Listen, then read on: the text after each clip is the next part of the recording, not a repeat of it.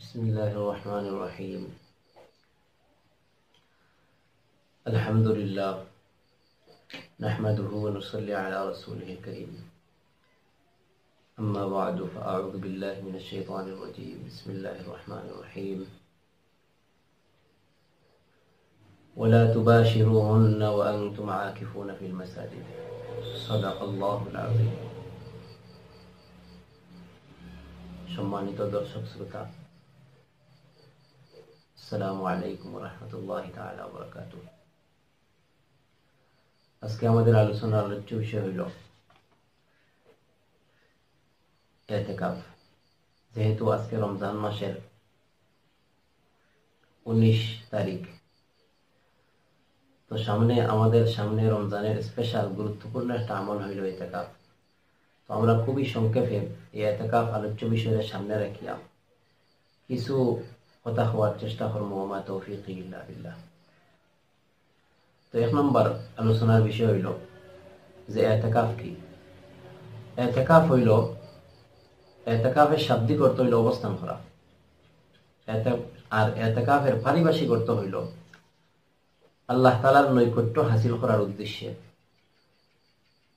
সার্বক্ষণিক মসজিদের মাঝে অবস্থান করা, আর কোনো কারণ ছাড়া, কোনো ওজর ছাড়া মসজিদ থেকে বাহির না হওয়া। এর নাম হইল শরীয়তের পরিভাষায় ইতিকাফ। আর ইতিকাফের হুকুম হইল ইতিকাফ সুন্নতে মুআক্কাদায়ে কিফায়া। এর অর্থ হইল যে এক মহল্লাবাসীর প্রত্যেকের উপরে ইতিকাফ করাটা জরুরি, সুন্নতে মুআক্কাদা।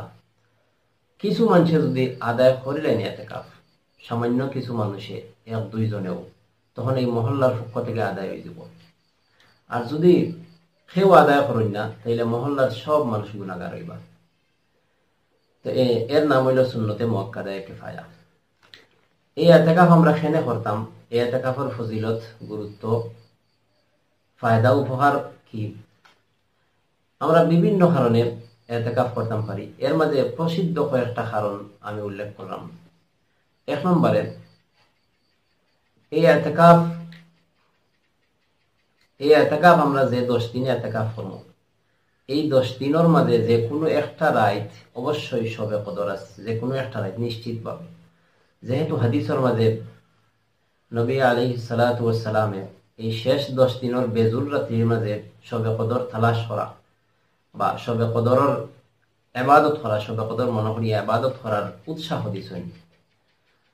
এই কারণে যদি আমরা ইতিকাফ 10 দিনে ইতিকাফ করি এবং মসজিদের মাঝে বেশি বেশি ইবাদত করি, বা যারা ঘরে ইতিকাফ করব বেশি বেশি ইবাদত করিয়া থাকি, তাইলে অবশ্যই এই 10 দিনের যে কোনো একদিন শবে কদর আইব।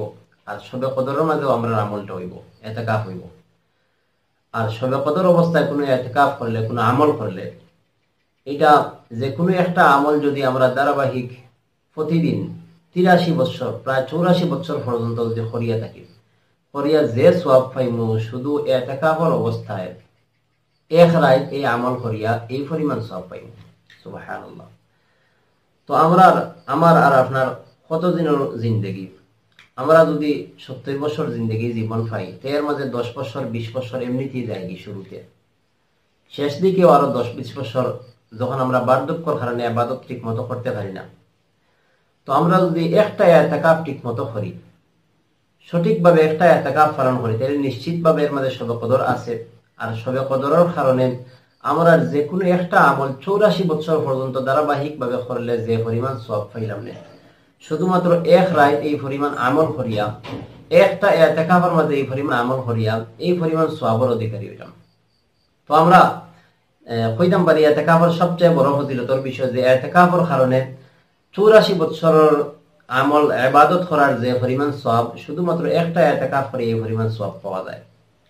2 নম্বর, যে আমরা এই কারণে ইতিকাফ করতাম পারি যে আমরা সারা বছর এলায় হেলায়, কাজ কর্মে, ব্যবসা বাণিজ্য, চাকরি ইত্যাদি নিয়ে আমরা ব্যস্ত থাকি, যে কারণে আমরা আসল যে উদ্দেশ্য, মানুষ সৃষ্টি করার মৌলিক উদ্দেশ্য আল্লাহ তাআলার ইবাদত করা, এর মধ্যে অনেক ঘাটতি হয়। তো এই ঘাটতিটা পূরণ করার একমাত্র মাধ্যম বা সবচেয়ে বড় পথ বা মাধ্যম হইল ইতিকাফ করা। যেহেতু ইতিকাফ অবস্থায় আমরা আল্লাহ তাআলার কাছে আত্মসমর্পণ করিলাই, মসজিদে ঢুকে যাই, দুনিয়াবি সব ধরনের মশগুলিয়াত, সব ধরনের ব্যস্ততা থেকে আমরা দূরে থাকি, কোনো ধরনের কাজ করি না। তো এই যে আমরা যে একটা ঘাটতি আয় আমরা ইবাদতের মাঝে, এই ঘাটতিরে পূরণ করার বড় একটা মাধ্যম হইল গিয়া ইতিকাফ করা। যদি আমরা সঠিকভাবে ইতিকাফ করতাম পারি শেষ 10 দিন, তাহলে আমরা যে ইবাদতের যে ঘাটতি, মূল যে উদ্দেশ্য, আল্লাহ তাআলা আমরা সৃষ্টির যে মূল উদ্দেশ্য, এই উদ্দেশ্যের উপরে আমরা কামিয়াব হইতে পারবো। আমরা এর উপরে আশা রাখি, আল্লাহ তাআলা আমরা তৌফিক দান করতা। 3 নম্বর, আমরা ইতিকাফ এই কারণে আমরা করতাম পারি যে ইতিকাফ করার কারণে আরশের নিচে আল্লাহ তাআলা আমরা ছায়া দিবা। এই ইতিকাফের কারণে যদি আমরা সঠিকভাবে ইতিকাফ অবস্থায় ইবাদত করতে পারি মসজিদে থাকিয়া, ইতিকাফটা আল্লাহ তাআলার কাছে কবুল হয়, তাহলে আমরা আশা রাখি আল্লাহ তাআলা আমরা আরশের নিচে, হাশরের দিন আরশের নিচে, আরশের ছায়ার নিচে আমরা জায়গা দিবা। কিভাবে? প্রসিদ্ধ হাদিসের মাঝে আছে যে 7 জন ব্যক্তি, এই 7 জন ব্যক্তি, যদিও এই 7-এর মাঝে নির্ধারণ নাই, আরো আছে এর বাইরে, কিন্তু এই হাদিসের মধ্যে 7-এর কথা আর 7-এর আলোচনা আর বিশেষভাবে। তো এই 7 ব্যক্তি আরশের নিচে ছায়া পাইবা। এর মাঝে এমন ব্যক্তি আছেন যে ব্যক্তির অন্তর মসজিদের লগে ঝুঁকানো থাকে, যার অন্তরটা সবসময় মসজিদের দিকে দাবিত থাকে। ওয়ারাজুলুন কলবুহু মুআল্লাকুন বিল মসজিদ। তো এই ব্যক্তিরে আল্লাহ তাআলা আরশের নিচে জায়গা দিবা, আরশের ছায়াত জায়গা দিবা। তো যে ব্যক্তির যদি, কোনো ব্যক্তির যদি অন্তর মসজিদের দিকে দাবিত থাকে, এই ব্যক্তিরে যদি আল্লাহ তাআলা আরশের মাঝে জায়গা, আরশের নিচে ছায়া, আরশের ছায়াত জায়গা দিতে পারেন, তাহলে যে ব্যক্তি সর্বদা মসজিদে অবস্থান করে, সব সময় এই ব্যক্তি মসজিদে অবস্থান করলা, দুনিয়াবি সব কাজ-কাম বাদ দিয়ে শুধুমাত্র আল্লাহ তাআলার সন্তুষ্টির লাগি মসজিদে এই অবস্থান নিছন্ডি, 10 দিন পর্যন্ত কোনো কারণ ছাড়া, মারাত্মক কোনো কারণ ছাড়া মসজিদ থেকে বার হইতে রাজি নাই, তাইলে আরো বেশি, আরো অধিক উত্তম হইল এই ব্যক্তি আরশের নিচে, আরশের ছায়ার নিচে জায়গা হইবা। তো আমরা ইতিকাফ করলে এই আরশের নিচে কিয়ামতের দিন, হাশরের দিন জায়গা পাইমু, এই কারণটাও সামনে রেখে আমরা ইতিকাফ করতে পারি। 4 নম্বর, যদি কোনো ব্যক্তি ইতিকাফ করেন, তাইলে এই ব্যক্তির লাগি সারা জীবনের গুনাহ মাফির ওয়াদা আছে হাদিসের মধ্যে, যে মান কামা লাইলাতুল কদরি ঈমানান ওয়া ইহতিসাবা গুফিরা লাহু মা তাকদ্দামা মিন যামবি। যে ব্যক্তি কদরের রাতে, শবে কদরের রাতে নফল নামাজ পড়বা, কিয়াম করবা, ঈমানের সাথে, বিশ্বাসের সাথে, যে এই রাতে ইবাদত করলে 83 বছর 84 বছরের সওয়াব কমপক্ষে পাওয়া যায়। এছাড়া বিশ্বাসও করবা, পাশাপাশি আশাও রাখবা যে এই সওয়াবটা আল্লাহ তাআলা আমাদের দান করবা। এই বিশ্বাস আর আশা নিয়ে যদি শবে কদরের রাতে নামাজ পড়তে পারেন, তাহলে আল্লাহ নবীজি ফরমাইলা যে গুফিরা লাহু মা তাকদ্দামা মিন যামবি, এই ব্যক্তির অতীতের সমস্ত গুনাহ আল্লাহ তাআলা মাফ করে দিবা। তাইলে এই যে শবে কদরের রাতে ইবাদত করা, নামাজ পড়া, এটা একমাত্র সম্ভব ইতিকাফের অবস্থায়। যদি আমরা ইতিকাফের অবস্থায় থাকি, তাহলে এই শবে কদরের রাতে পরিপূর্ণ ইবাদত করার আমরা সুযোগ হইব। নতুবা ইতিকাফের বাইরে থাকলে, মসজিদের বাইরে থাকলে, ঘরে দুয়ারে থাকলে আমরা পরিপূর্ণ রায় বা পরিপূর্ণ ইবাদত করা সম্ভব হইতো না আমরা লাগে। এই কারণে এই যে ওয়াদা, যেটা অতীতের সমস্ত গুনাহ মাফ করে দিবা, এটা সাধারণত ইতিকাফের অবস্থায় পুরাপুরি সম্ভব। তো এই সম্পর্কে আমরা এই 4 কারণে আমরা ইতিকাফ করতাম পারি। এই 4 কারণে আমরা সামনে রাখিয়া আমরা প্রত্যেক মানুষের লাগি উচিত হইল গিয়া, প্রত্যেক মুসলমানের লাগি, পুরুষ হোক মহিলা হোক, এরার লাগি জরুরি হইল গিয়া, উচিত হইল গিয়া যে সম্পর্কে শেষ 10 দিন ইতিকাফ করা। আরো একটা কারণে আমরা ইতিকাফ করতাম পারি, যে আমরা দেখি নবীজির জীবদ্দশায় কোন বছর ইতিকাফ বাদ দিছেন না, প্রতিটা বছর ইতিকাফ করছেন। এমনকি কোনো বছর পুরা মাস ইতিকাফ করছেন, কোনো বছর 20 দিন ইতিকাফ করছেন। যে কাজ নবীজি কোনো দিন সব সময় করছেন, কোনো দিন ছাড়ছেন না, এই কাজে আমরা লাগে উচিত হইলে আমরাও সব সময় করতাম।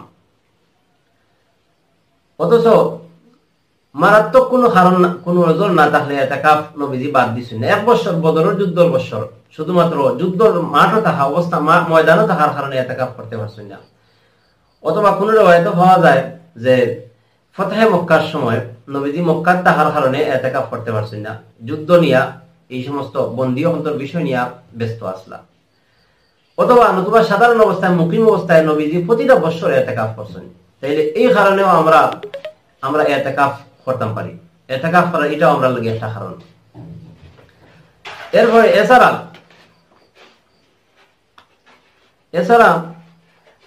এমন কিছু কারণ আছে যে কারণে এতেকাফ বিলকুল আদায় হয় না। যেমন অনেক সময় আমরা এলাকার কোনো মানুষ ঢুকতে রাজি নাই, তখন টাকা পয়সার মাধ্যমে আমরা কোনো ব্যক্তির মসজিদে বয়াই। এইরকম করলে এতেকাফ তো আদায় হয় না, বরং সম্পূর্ণ মহল্লাবাসী গুনাহগার হইবা। কোনো ব্যক্তির পক্ষ থেকে এতেকাফ আদায় হইতো না, এই মহল্লার সমস্ত মানুষ গুনাহগার হইবা।